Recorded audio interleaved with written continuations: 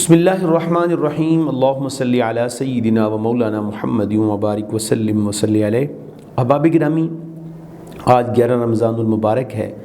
11 رمضان کی مناسبت سے 11ویں پارے کے اہم ترین عنوانات کے تفصیلی نکات پر بات کریں گے، اور ہم کوشش کریں گے کہ انتہائی اختصار کے ساتھ 11ویں پارے کا خلاصہ آپ کی خدمت میں پیش کر سکیں۔ گرامی قدر، 10ویں پارے میں ہم نے سورۃ التوبہ سے آغاز کیا، تو وہاں پہ اور اس سورت کا کچھ حصہ اور 10ویں پارے کا آخری حصہ یہ سورۃ التوبہ کے عناوین پر مشتمل ہے، اور 11ویں پارے میں بھی اسی بات کا خلاصہ ہے کہ جس طریقے کے ساتھ گفتگو پیچھے سے جاری ہے، جو عنوانات ہیں وہی بحث آگے بھی کی جا رہی ہے۔ اس پارے کے شروع میں اللہ تعالیٰ نے نبی کریم صلی اللہ علیہ وسلم کو غیب کی خبر سے مطلع فرمایا کہ جب آپ سفر جہاد سے واپس مدینہ پہنچیں گے تو بغیر کسی عذر کے جہاد کے پیچھے رہنے والے منافقین جھوٹی قسمیں کھا کر اپنے عذر پیش کریں گے۔ جیسا کہ ہم نے کل کے درس میں بھی عرض کیا کہ کچھ لوگ اس صورت میں ان کی جو معافی تلافی ہے اس کے حوالے سے بھی بیان کیا گیا، اور رسول کریم کو حکم ہوا کہ کچھ لوگ تو وہ تھے جو معذور تھے، بیمار تھے، جن کی اوریجنل مجبوریاں تھیں، جو غزوہ بدر میں شریک نہیں ہو سکے، لیکن کچھ لوگ وہ تھے کہ جنہوں نے جھوٹی موٹی کہانیاں بنا کر منافقت کا جو ہے اظہار کر کے انہوں نے جہاد میں شرکت نہیں کی۔ تو یا رسول اللہ صلی اللہ علیہ وسلم، آپ ان کے بارے میں حکم فرمائیں۔ تو لہٰذا اس صورت کی ابتدا میں، اور اسی طرح یہ غزوہ تبوک میں پیچھے رہنے والوں کے بارے میں بھی اسی طریقے کے ساتھ جو ہے حکم ہوا۔ آیت نمبر 98 سے جو ہے ان طبقات کو، 2 طبقات کا ذکر کیا گیا کہ جو اللہ کی راہ میں خرچ کرتے ہیں، اور وہ دوسرا گروہ وہ جو اللہ کی راہ میں خرچ نہیں کرتے، ان کے بارے میں کیا کیا احکامات ہیں بیان کیے گئے۔ آیت نمبر 100 سے لے کر 107 تک مہاجرین اور انصار کی نیکیوں اور مہاجرین اور انصار کی اتباع کرنے والوں کے مراتب بیان کیے گئے۔ السابقون الاولون من المہاجرین والانصار والذین اتبعوہم باحسان رضی اللہ عنہم ورضوا عنہ۔ گویا قرآن کریم نے وہ لوگ جنہوں نے ابتداء اسلام میں اسلام قبول کیا، سیدنا صدیق اکبر رضی اللہ تعالی عنہ یا دیگر جو صحابہ عشرہ مبشرہ یا دیگر اس کے بعد کے اولو العزم صحابہ ہیں، قرآن نے انہیں مہاجرین اور انصار کے ساتھ کیا کہا؟ رضی اللہ عنہم ورضوا عنہ اولئک حزب اللہ۔ 3 گارنٹیاں قرآن نے دیں، ایک یہ کہ اللہ ان سے راضی ہے، دوسرا یہ اللہ کا گروہ ہے، تیسرا یہی ہدایت یافتہ ہیں۔ گویا نبی کے صحابہ کی عظمت و شان میں یہ آیت کریمہ ہے کہ ان کو اللہ تبارک و تعالیٰ نے اپنا مقام رضا بھی عطا کر دیا، اپنا گروہ بھی قرار دے دیا، اور ہدایت یافتہ لوگ بھی قرار دے دیا۔ آج کے دور میں جب فتنہ رافضیت عروج پہ ہے تو یہ آیت کریمہ ان کے لیے مشعل راہ ہے کہ اللہ کے نبی کے صحابہ، چاہے مہاجر ہوں چاہے انصار ہوں، چاہے بعد میں آنے والے ہوں، جنہوں نے بعد میں آ کر آخر میں اسلام قبول کیا، تینوں کو جب قرآن یہ سرٹیفائیڈ کر رہا ہے کہ ان سے اللہ راضی بھی ہے، یہ اللہ کا گروہ بھی ہے، اور یہ ہدایت یافتہ بھی ہے، تو اس کے بعد کون سی وہ چیز بچ جاتی ہے جس پہ کوئی بھی شخص، کوئی بھی ملعون نشتر تحقیق اور جو ہے طعن و تشنیع کے جو نشتر ہیں وہ پھینکے؟ اللہ تعالیٰ ہدایت عطا فرمائے۔ آیت نمبر 107 میں مسجد درار کا ذکر ہے، جس کا پیچھے بھی ہم ذکر کر چکے ہیں۔ اسی طریقے کے ساتھ مسلمانوں کو تکلیف پہنچانا، کفر کرنا، اہل ایمان کے درمیان تفرقہ پیدا کرنا، اور اللہ اور اس کے رسول سے جنگ کرنے والوں کی سازشوں کو، مرکز کو کی وضاحت کو جو ہے وہ بیان کیا گیا۔ اور یہ ہر دور میں یہود و نصارہ کی یہ سازش رہی ہے کہ ہم مسلمانوں کو جو ہے مسلمانوں کے خلاف ایک گٹھ جوڑ کر لیں۔ رسول اللہ صلی اللہ علیہ وسلم نے فرمایا الکفر ملت واحدہ، کہ کفر جو ہے ایک ملت ہے، اور یہ چاہتی ہے کہ مسلمانوں کو ناکام و نامراد کرنے کے لیے سازشیں بھی کرتی ہے، اور یہ ملت مسلمانوں کے خلاف ببانگ دہل کھڑی بھی ہو جاتی ہے۔ ان سازشوں کا تدارک کیا گیا، احکامات جاری کیے گئے۔ 111 112 اسی طریقے کے ساتھ جو ہے ان آیات کریمہ کے اندر بھی اہل ایمان کی صفات، اور غزوہ تبوک میں پیچھے رہ جانے والے 3 صحابہ کعب بن مالک، ہلال بن امیہ، مرارہ بن ربی، وعلی الثلاثۃ الذین خلفوا. آیت کریمہ یوں ہے اور اس کا آیت نمبر ہے 118. میں سننے والوں سے گزارش کروں گا کہ کسی بھی تفسیر کی روشنی میں اس واقعہ کو ضرور پڑھیے، یہ آپ کے ایمان کو تر و تازگی بخشے گا. چونکہ یہاں وقت نہیں کہ میں تفصیل کے ساتھ بیان کروں گا. المختصر یہ کہ ان تینوں نے ایک غلطی کی کہ یہ غزوہ تبوک کے اندر شرکت نہیں کی. پھر ان کے ساتھ جو لوگوں نے رویہ رکھا وہ ایک قابل دید ہے، اس دور کے صحابہ کا عشق رسول کا منہ بولتا ثبوت ہے. آیت نمبر 122 میں یہ حکم دیا گیا کہ سب کچھ چھوڑ چھاڑ کر جو آپ کی کامیابی ہے وہ یہ ہے کہ آپ اللہ اور اس کے رسول کے مشن کے اوپر فائز ہو جائیں. اسی طریقے کے ساتھ آیت نمبر 124 میں اللہ تبارک و تعالی فرماتا ہے کہ وحی ربانی نازل ہونے سے مخلص مومن کے ایمان کو تقویت ملتی ہے، منکرین و منافقین کا رد کیا گیا. اور سورۃ التوبہ کی آخری جو آیات ہیں وہ شان رسالت کے بارے میں بڑی بابرکت ہیں. مثلا فرمایا تمہارے پاس تم ہی میں سے ایک رسول عظیم آ گئے ہیں، تمہارا مشقت میں پڑھنا ان پر شاق گزرتا ہے.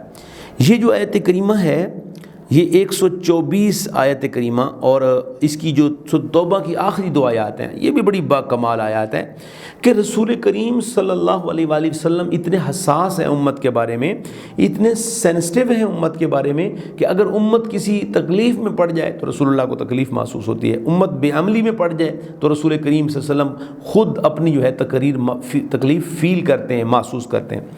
یوں ہی صورت ختم ہو جاتی ہے. سورہ یونس مکی صورت ہے، مصحف کے اعتبار سے 10ویں، نزولی اعتبار سے 51 صورت ہے.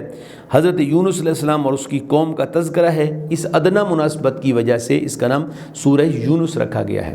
گرامی قدر اس کے مضامین جو ہیں اس میں مختصر طور پر اجمالی طور پر جو عرض کروں گا کہ توحید کے اس بات کے دلائل، شرک کا رد، رسالت محمدی صلی اللہ علیہ وسلم کی سچائی اور حقانیت، قرآن کریم کی حقانیت، شک کی صورت میں جو ہے جو احکامات ہیں وہ بیان کیے گئے، حیات بعد الممات، نفع اور نقصان کا مالک اللہ ہے. یہ چند اہم ترین موضوعات جو ہیں اس سورہ مبارکہ کے اندر ڈسکس کیے گئے. یہاں پہ یہ بھی بات عرض کرتا چلوں کہ قرآن میں احکام کی جو آیات کریمہ ہیں وہ 500 ہیں، لیکن جو اوورآل آیات ہیں ان کی تعداد دیکھیں تو 6666 یا 65 یہ کم و بیش ہیں. تو یہاں پہ قابل غور بات یہ ہے کہ احکام صرف 500 اور باقی کئی ہزار آیات ایسی ہیں.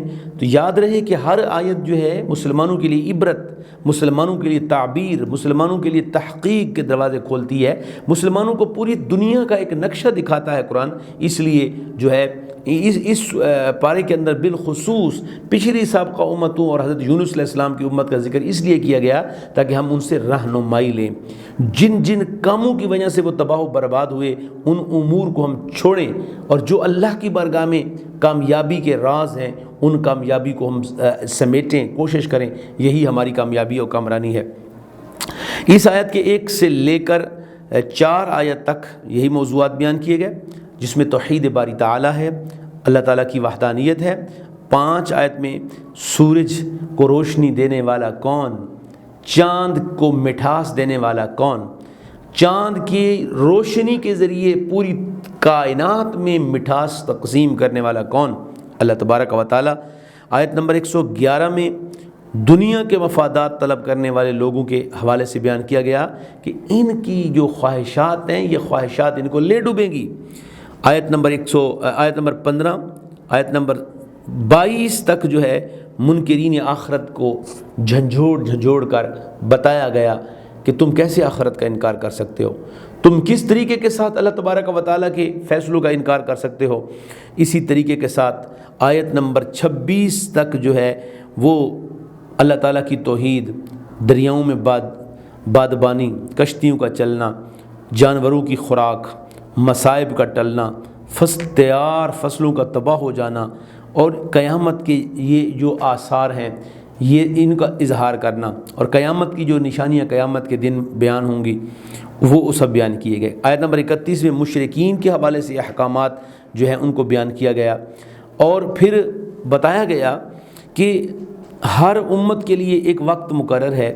جب وہ وقت مقرر آ جائے تو ایک گھڑی بھی تقدیم ہوتی نہیں، کوئی بھی قوم ہے، کوئی بھی ملت ہے، یہاں پہ ایک پورا شہر تباہ و برباد ہو رہا ہے، ایک پورا ملک، پوری ریاست ختم ہو رہی ہے، یہ سب کچھ میرے مالک کے ہاتھ میں ہے۔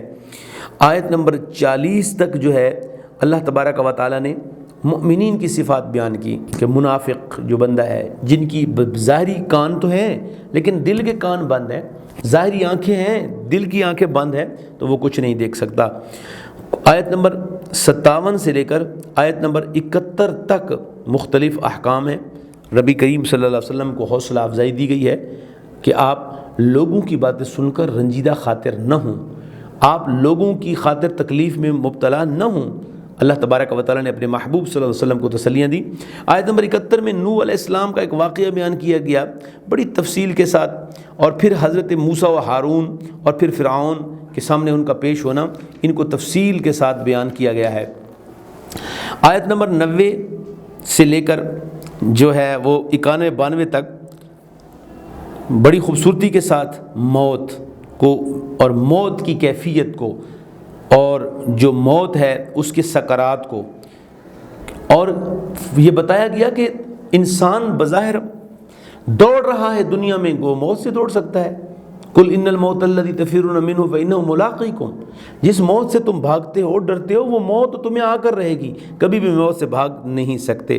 آیت نمبر 96 میں اللہ تعالیٰ فرماتا ہے کہ جن پر اللہ کا عذاب کا فیصلہ ہو چکا وہ ایمان سے محروم رہتے ہیں، اور پھر اسی طریقے کے ساتھ جو ہے وہ اس کے آگے اللہ تبارک و تعالیٰ کے نبیوں کے احکام بیان کیے گئے، اللہ تعالیٰ کے اختیارات بار بار مشرکین کو بتائے گئے۔ تو یوں ہی مختلف عنوانات کے ساتھ، اور خصوصاً توحید باری تعالیٰ کی مضبوطی اور توحید باری تعالیٰ کے جلووں کی جو جلوہ گری ہے ان کے ساتھ یہ صورت اختتام پذیر ہوتی ہے۔ سورہ ہود جو بالکل آخر میں شروع ہوتی ہے، اور آخری چند ایک آیات جو ہیں وہ ہمارے اس پارے میں آ جاتی ہیں پارہ نمبر 11 میں، تو اس کا ایک ابتدائی خلاصہ میں آپ کے سامنے رکھتا ہوں، اور اس کی جو تفصیل ہے وہ کل کے مضمون میں آپ سنیں گے۔ سورہ ہود مکی صورت ہے، اور حضرت ہود علیہ السلام اور آپ کی قوم کا ذکر ہے، اس مناسبت سے اس کا نام ہود رکھا گیا ہے۔ اس میں بھی انتہائی اختصار ہے صورت میں، توحید و رسالت، بعثت بعد الموت اور سزا و جزا کے متعلق اسلام کے اصول اور قوانین بیان کیے گئے ہیں۔ سورت ہود کی پہلی آیات میں قرآن کی حقانیت، اللہ تبارک و تعالیٰ کی شان، عبادت، نبی کریم علیہ السلام کے بشیر اور نذیر ہونے، اور اللہ تبارک و تعالیٰ کی طرف واپس لوٹ کر جانے کے احکامات بیان کیے گئے ہیں۔ ہمارا آج کا یہ سپارہ ختم ہوتا ہے، تو آئیے قرآن کریم کے ان انتہائی اختصار کے ساتھ جو ہم نے مضامین سنے ہیں، یہ در حقیقت ہمیں غور و فکر، تدبر کی دعوت دیتے ہیں کہ ہم اٹھیں اور چلیں ان احکام کی طرف، تدبر کریں، غور و فکر کریں، قرآن کریم کو پڑھیں۔ قرآن ہمارے لیے راہیں ہموار کر رہا ہے۔ اللہ تعالی ہم سب کو قرآن فہمی کا ذوق عطا فرمائے۔ وآخر دعوانا ان الحمد للہ رب العالمین۔